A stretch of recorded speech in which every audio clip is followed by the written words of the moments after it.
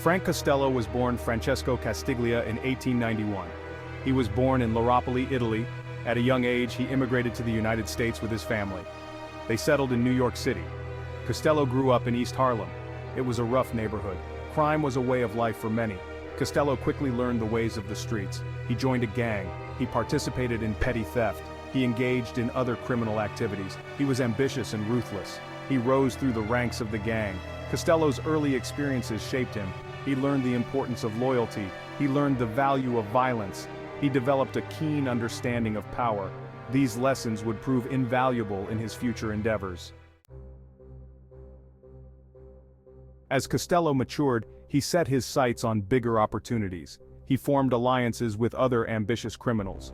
One such alliance was with Charlie Luciano. Luciano would become one of the most powerful mobsters in America. Together, Costello and Luciano recognized the potential of prohibition. They established bootlegging operations. They supplied illegal alcohol to a thirsty public. This venture brought them immense wealth and power. Costello's sharp mind was his greatest asset. He wasn't just a thug, he was a brilliant strategist. He understood the importance of building relationships. He cultivated ties with politicians, judges, and businessmen. These connections provided him with protection and influence. Prohibition was a goldmine for organized crime. The demand for illegal alcohol was insatiable. Costello and his associates capitalized on this demand. They built vast networks for smuggling and distributing liquor. Costello's operations extended beyond bootlegging. He saw opportunities in other illicit ventures. He invested in gambling dens, he opened speakeasies, he controlled nightclubs. These businesses flourished under Prohibition. Costello amassed a fortune during this period. He became one of the wealthiest and most powerful criminals in America. His influence seeped into every corner of society. By the late 1920s, organized crime in America was fragmented.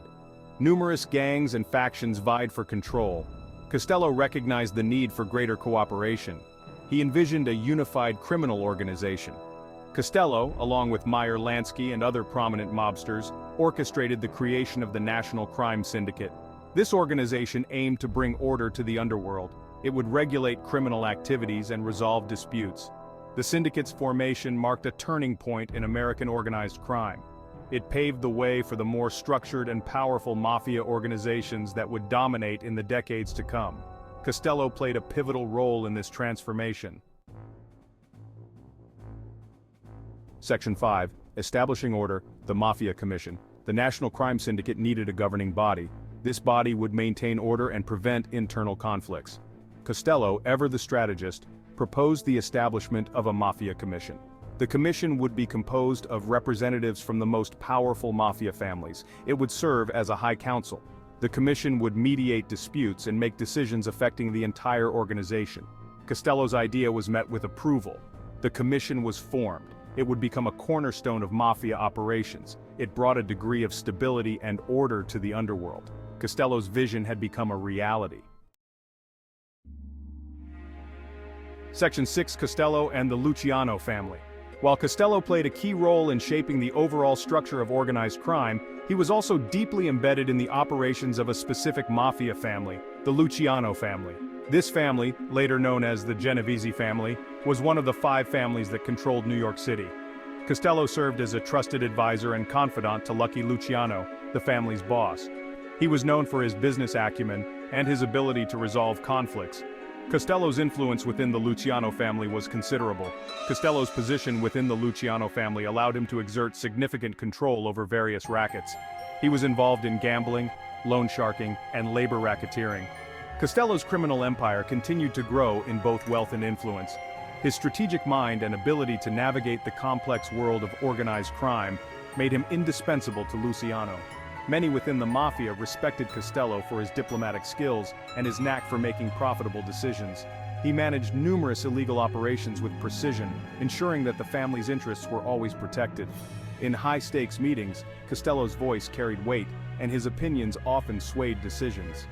His influence wasn't confined to New York, it spread to other major cities, making him a national figure in organized crime. Costello's legacy in organized crime is marked by his ability to blend ruthlessness with a business-like approach, ensuring the Luciano family's dominance for years. Section 7.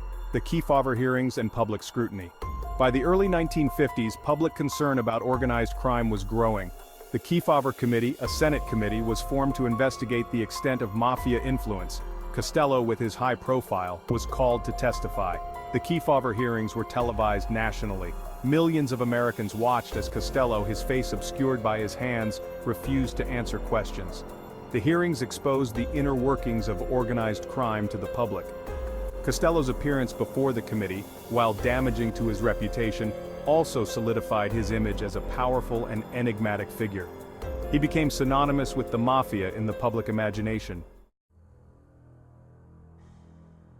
Section 8. The Shadow of Violence and Assassination Attempt. The world Costello inhabited was a dangerous one. Violence was an ever-present threat. In 1957, Costello's position was challenged in the most brutal way possible, an assassination attempt.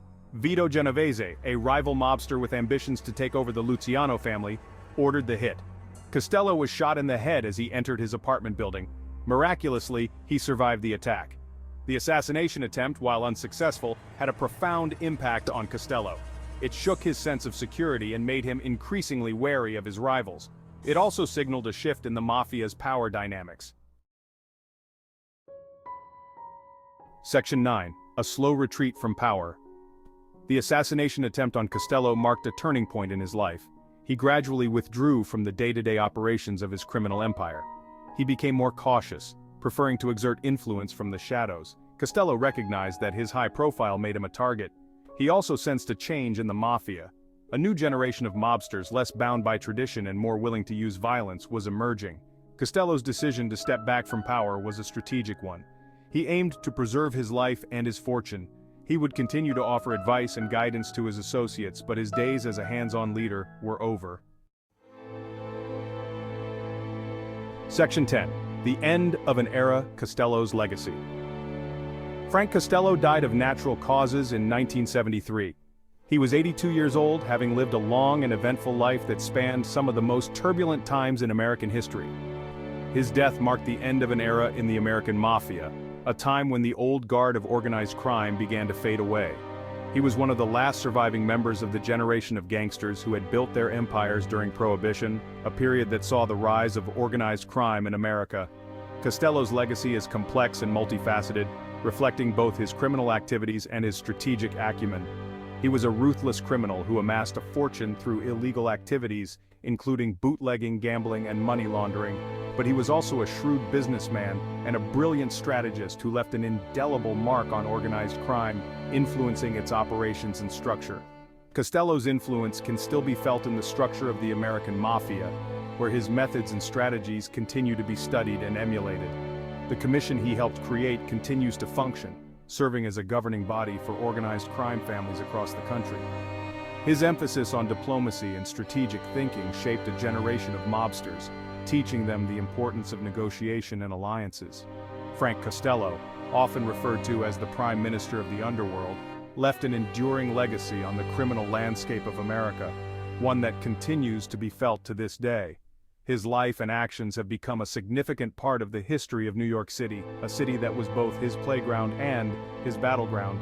As times changed, so did the nature of organized crime, but the foundations laid by Costello and his contemporaries remain a crucial part of its evolution. Section 11. The Enduring Fascination with the Underworld. Frank Costello's life story continues to fascinate. His journey through the labyrinth of organized crime is a compelling narrative that has captured the public's imagination for decades. It is a tale of ambition, power, and the allure of the underworld. The dark, shadowy world that Costello navigated is both terrifying and intriguing. Costello's rise from humble beginnings to the heights of organized crime captures the imagination. His ability to maneuver through the criminal underworld and ascend to power is nothing short of remarkable. His story is a reminder of the dark side of the American dream. It shows how the pursuit of success can lead one down a perilous path. It shows how corruption and violence can flourish in the shadows. The underworld thrives in the dark corners of society, away from the prying eyes of the law. Costello's life, both glamorous and brutal, holds a strange allure. The juxtaposition of luxury and violence creates a complex and captivating image. Perhaps we are drawn to Costello's story because it reflects our own fascination with power. The desire to understand the mechanisms of control and influence is a powerful motivator. Or maybe it is the inherent drama of his life, the constant threat of violence, the high stakes that keeps us intrigued. The tension and suspense of his existence make for a gripping tale. Whatever the reason, Frank Costello's story, like the man himself, continues to cast a long shadow. His legacy endures, a testament to the enduring fascination with the underworld and its enigmatic figures.